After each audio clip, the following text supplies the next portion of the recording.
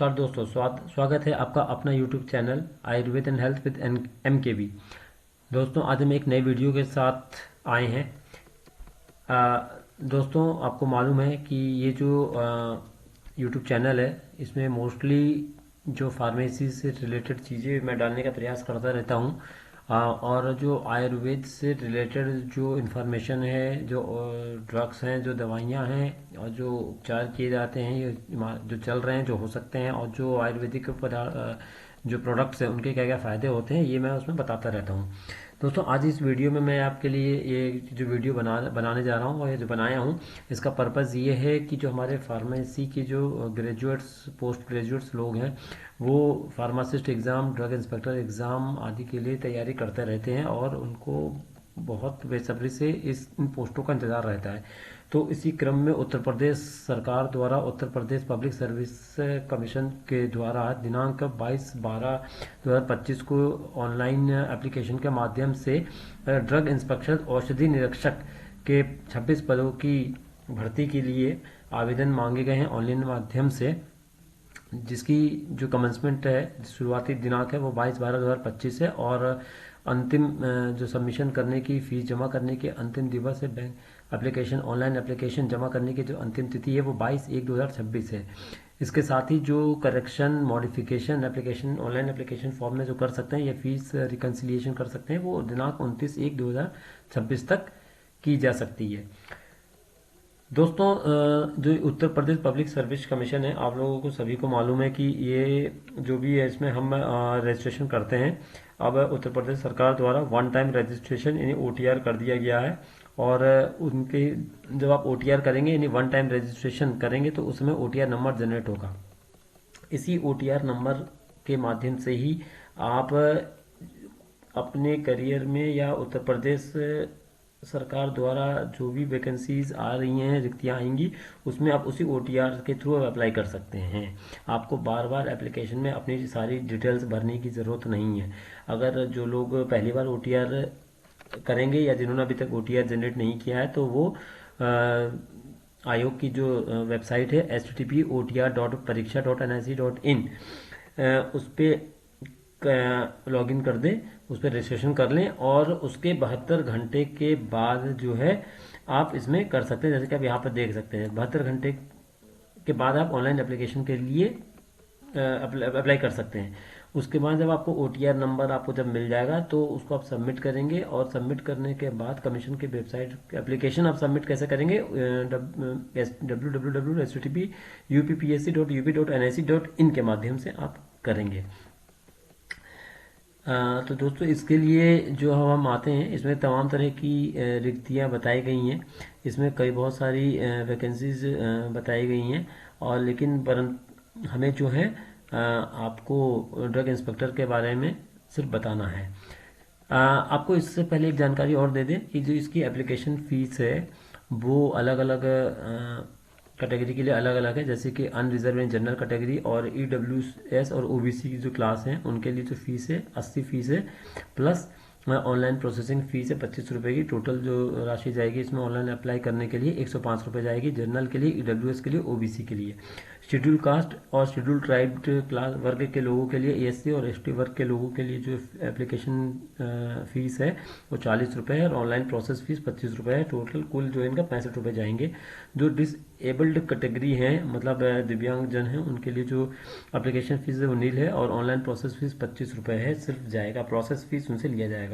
जो ex service पूर्व सैनिक है, उनके लिए एप्लीकेशन फ़ीस जो है 40 रुपये रखी गई है और ऑनलाइन प्रोसेस फीस 25 रुपये है, कुल 65 रुपये इसमें जाएगा। जो फ्रीडम फाइटर, स्वतंत्रता सेनानी, महिला और स्किल्ड प्लेयर हैं, उनको या उनके ऊपर डिपेंडेंट्स जो हैं, उनके कैटेगरी के अकॉर्डिंग उनसे राशि ली जाएगी। तो इसमें कुछ जो स्टेज हैं, इसमें आपको बता दें कि पहले हम अब ड्रग इंस्पेक्टर की हम ज़रा चर्चा कर लें। इसमें जो कुल आपकी जा रही है अभी यहाँ पर, हाँ, food safety and drug administration Uttar Pradesh, department number S-6/04, name of the post inspector of drugs, number of vacancies की अगर हम बात करेंगे तो इसमें नंबर ऑफ वैकेंसीज का जो टेबल दी गई है उसमें कुल पोस्ट 26 है, जिसमें अनरिजर्व 11 है, एससी 5 है, एसटी 0 है, ओबीसी के लिए 8 है, ईडब्ल्यूएस के लिए 02 है, और डीएफएफएफ 0 है, फिजिकली हैंडीकैप 01 है ना, लोकोमोटर जो है उनके लिए 01, एक्स सर्विसमैन 1 और फीमेल की 5 सीटें हैं। तो कुल मिला के 26 पोस्टें हैं।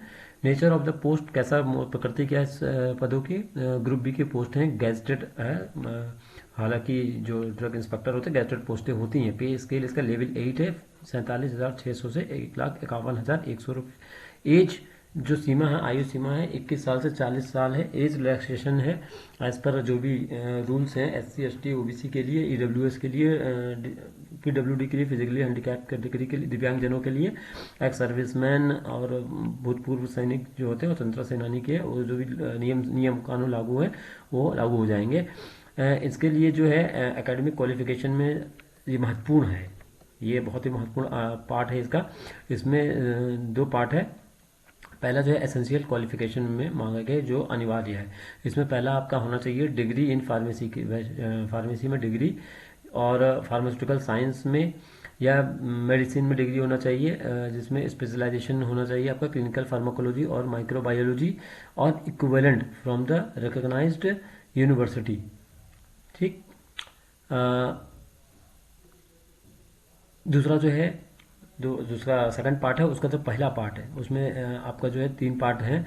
उसमें पहला पार्ट जो है, दूसरा पार्ट का पहला ए पार्ट जो है उसमें 18 month experience in the manufacture of at least one of the substance specified in the schedule C to the drug and cosmetic rules 1945 पहला, और 18 months experience in testing of at least one of the substances specified in the Schedule C to the Drugs and Cosmetic Rules 1945 in a laboratory approved for this purpose by the licensing authority। और third जो है C part है, 3 years experience in the inspection of the firms manufacturing any of the substance specified in Schedule C to the Drugs and Cosmetic Rules 1945 during the tenure of their service as a drug inspector of any state government or central government। समकक्ष अर्हता जो हिंदी में दिया गया है, bachelor of B pharma, या अगर तो इसमें आ गई इक्विवेलेंट क्वालिफिकेशन है बी फार्मा, या बैचलर इन फार्मास्यूटिकल साइंसेज, या bachelor in medicine with specialisation in clinical pharmacology या माइक्रोबायोलॉजी, या फार्म डी। तो इसमें ये दिया गया प्रेफरेंशियल क्वालिफिकेशन। अगर जो भी कैंडिडेट है, अभ्यर्थी जो है, इन सारे अगर जो भी पैरामीटर्स हैं एग्जाम के उसको क्वालिफाई करता है, तो उसके बाद जो है प्रेफरेंशियल क्वालिफिकेशन किन लोगों को प्रेफर किया जाएगा। A candidate who has served in the territorial army for a minimum period of 2 years, territorial army में कम से कम 2 वर्षों के लिए जिन्होंने अपनी सेवा दी है, या obtained a B certificate from the NCC, National Cadet Corps में अगर 2 साल बी सर्टिफिकेट प्राप्त किया हुआ तो उसको वरीयता दी जाएगी। अदर थिंग, इसमें एक चीज और भी है, child other things being equal be given preferences in the matter of the direct recruitment. अगर सब कुछ सेम होंगी तो प्रेफरेंस इन दोनों पॉइंट्स पे दी जाएंगे। अनिवार्य अर्हता है औषधि और प्रसाधन सामग्री नियमावली 1945 की अनुसूची ग यानी सी में विनिर्दिष्ट पदार्थों के संबंध में विज्ञापित अर्हता के अनुसार सक्षम अधिकारी द्वारा निर्गत अनुभव समग्र संबंधी प्रमाण पत्र जो उस राज्य जहां कंपनी फर्म स्थित हो के औषधि नियंत्रक द्वारा सत्यापित हो। मतलब है कि अब आपको पहला पॉइंट हम बता दें, जो क्वालिफिकेशंस पॉइंट नंबर 2 हम आपको बता दें कि इसमें जो आपका 18 महीने का एक्सपीरियंस होना चाहिए either in the manufacturing of at least one of the substance. मतलब कि आप या तो जो बी फार्म किए हुए बम फार्म किए हुए फार्म डिग्री होल्डर हैं उनके पास मैन्युफैक्चरिंग का एक्सपीरियंस होना चाहिए, प्रोडक्शन का एक्सपीरियंस होना चाहिए। पहला तो 18 महीने का, किसमें, शेड्यूल सी में। और शेड्यूल सी में कौन सी दवाइयाँ आती हैं, बायोलॉजिकल प्रोडक्ट्स आती हैं फॉर इंजेक्टेबल यूज, जैसे कि एंटीबायोटिक्स, ठीक है, for IV use, vaccine for IV use, ठीक है, जो कि डीएनसी रूल्स 1945 के अंतर्गत आता है। अन्य अदरवाइज दूसरा जो ऑप्शन जिन्होंने दिया है वो 18 महीने का एक्सपीरियंस इन्हीं दवाइयों में जो कि शेड्यूल सी में मेंशन है, यानी वैक्सीन हो गई या एंटीबायोटिक्स फॉर पेरेंटल यूज, ठीक है। तो उस as per drug and cosmetic rules 1945, ठीक है, वो भी किस लेबोरेटरी में उनके होने चाहिए, जो कि किसी भी सुटेबल लाइसेंसिंग अथॉरिटी द्वारा अप्रूव की हुई हो। तीसरा जो इनका एक्सपीरियंस है मांगा गया है, वो 3 साल का अनुभव माना गया है किसी भी मैन्युफैक्चरिंग फर्म का निरीक्षण इंस्पेक्शन करते हुए, जो कि इन सब्सटेंसेस में फर्म्स बनाती हूँ as per drug and cosmetic rules 1945 और अपनी सर्विस के दौरान। तो ये भी जैसे कोई भी ड्रग इंस्पेक्टर हो किसी भी स्टेट गवर्नमेंट का या केंद्र सरकार का, जिसने ऐसे फर्मों का इंस्पेक्शन किया हो 3 साल तक, जो कि शेड्यूल सी की दवाइयाँ मैन्युफैक्चरिंग करने में इन्वॉल्व रही हूँ, और अपने वो टेन्योर में 3 साल का टेन्योर में जो भी अपने सर्विस का एक्सपीरियंस है, तो उसमें इनके पास 3 साल का अनुभव होना चाहिए इन तरह के फर्मों का, जो कि शेड्यूल सी की दवाइयाँ या वो चीज़ें बायोलॉजिकल प्रोडक्ट बनाते हैं। अब इसमें एक चीज़ और है, ये पीएच जो है बता दें। सब कैटेगरीज है L B H H O L and D W are notified identified for the above post. Relevant service rules, जो पोस्ट के लिए क्या क्या मानी गई है उत्तर प्रदेश सरकार द्वारा, जो ये जो पोस्ट निकाली गई है 26 पोस्ट ड्रग औषधि निरीक्षक के ड्रग इंस्पेक्टर की, इसमें क्या क्या चीज़ें इसके रूल्स किसको उत्तर प्रदेश सरकार फॉलो कर रही है। पहला है the Uttar Pradesh state drug control gazetted officer service rule 1995। दूसरा the Uttar Pradesh state drug control gazetted officer service first amendment rules 2011। The Uttar Pradesh food and administration department gazetted officers drugs service amendment second amendment rules 2014। The Uttar Pradesh Food and Drug Administration Department gazetted officers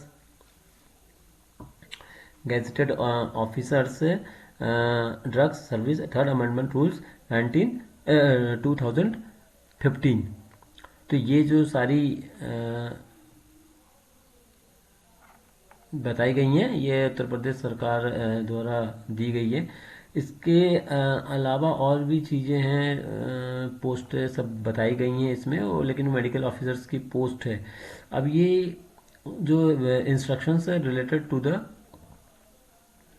selection processes, minimum educational requirement is not the sufficient for being called for the interview, mere eligibility doesn't entitle a candidate to be called for interview or for the selection. Intimation for interviews will be sent later on by the notification number 151 आयोग द्वारा जो कहा गया है, dated 29 October 2025, issued by the personnel department 4, the कार्मिक विभाग जो होता है, the Uttar Pradesh public service commission direct recruitment through screening examination regulation 2025 have been promulgated and have come into force with immediate effect. Relevant provisions of the aforesaid regulations provides as follows. सीधी भर्ती है, पहली बात तो यही है। अब हो सकता है कि सरकार इसमें एग्जाम भी कराए, हो सकता है कि इसमें सीधी भर्ती भी निकाले। Notwithstanding anything otherwise contained in the relevant service rules regarding the direct recruitment, the Commission may hold screening examination for selection of the suitable candidate for admission to the interview.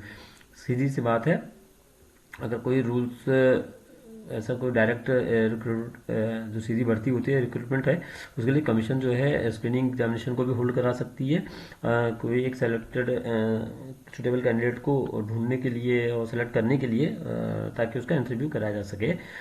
Where a screening examination is held, only such candidates as qualify in the screening examination will be entitled for interview as per the standard of the commission। मतलब जो भी candidate अभ्यर्थी है उस screening examination जो होंगे उसको जो क्वालिफाई करेगा वही एलिजिबल होगा इंटरव्यू के लिए। The final merit will be determined by adding 75% screening test and 25% marks in the interview. अगर एग्जामिनेशन होता है तो 75% स्क्रीनिंग टेस्ट के एग्जाम जुड़ेंगे, यानी अगर 100 नंबर का एग्जाम है तो उसमें 75 नंबर जो है आपका परसेंट जो है उस एग्ज़ाम का, ठीक, जितने भी आपने स्कोर किए हैं उसका 75% जो है जुड़ेगा और 25% आपका वो जुड़ेगा। स्क्रीनिंग एग्जामिनेशन जो है shall be held at the places and on dates at and time as is fixed by the commission. आप समझ गए? तो ये सब चीज़ें हैं और बहुत सारी सूचनाएं हैं, बाकी चीज़ें सभी को पता ही रहती हैं। ठीक है, ये आपका ये सारी नोटिफिकेशंस हैं, आप ये देख सकते हैं। और इसके लिए आप www.eppsc.nic.in पे जा सकते हैं। ठीक है, उसके लिए आप जो है ऑनलाइन एप्लीकेशन आप अप्लाई कर दीजिए। लास्ट डेट आपका जो है लगभग लगभग 22/1/2026 है, और करेक्शन डेट जो है 29/1/2026 है। उससे पहले जो जिनके पास एक्सपीरियंस आ चुका है, जिन्होंने एक्सपीरियंस ले लिया है शेड्यूल सी का, वो उस तरह के सभी अभ्यर्थी और कैंडिडेट, जिसको हम कह सकते हैं, वो वहाँ के जिस क्षेत्र में आपने काम किया है, जिस स्टेट में काम किया है, जिस जिले में काम किया है, वहाँ के ड्रग इंस्पेक्टर से आप उसको वेरीफाई करा के लाएंगे। मतलब अगर मैंने कहीं काम किया है, तो अगर मैंने हिमाचल में काम किया है और हिमाचल में बद्दी में काम किया है, तो मैं बद्दी के ड्रग इंस्पेक्टर से या जो नियंत्रक हैं, ड्रग कंट्रोलर हैं, वहाँ से कंपनी के लेटर लिखवा के लाएंगे और उनसे हम वेरीफाई कराएंगे, ताकि हम उसको यहाँ पर एग्ज़ाम क्वालिफाई करने के बाद यहाँ पर सबमिट कर सकें।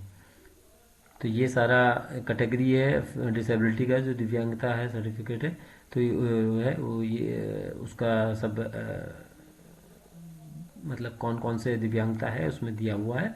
ठीक है, ये फॉर्मेट्स भी हैं सारे, स्पोर्ट्स कोटा और जो भी आपने बाकी अन्य चीज़ें हैं इसके, आप नोटिफिकेशन पढ़िएगा। ठीक है, अगर आपको वीडियो अच्छा लगा हो तो लाइक शेयर सब्सक्राइब ज़रूर कीजिएगा। मैं भी अभी वीडियो बनाने एक तरह से सीख ही रहा हूँ। ठीक है, फिर मिलेंगे एक नई सूचना के साथ, नई वीडियो के साथ। तब तक के लिए आप सभी का बहुत बहुत धन्यवाद। Thank you very much. नमस्कार, सत श्री अकाल।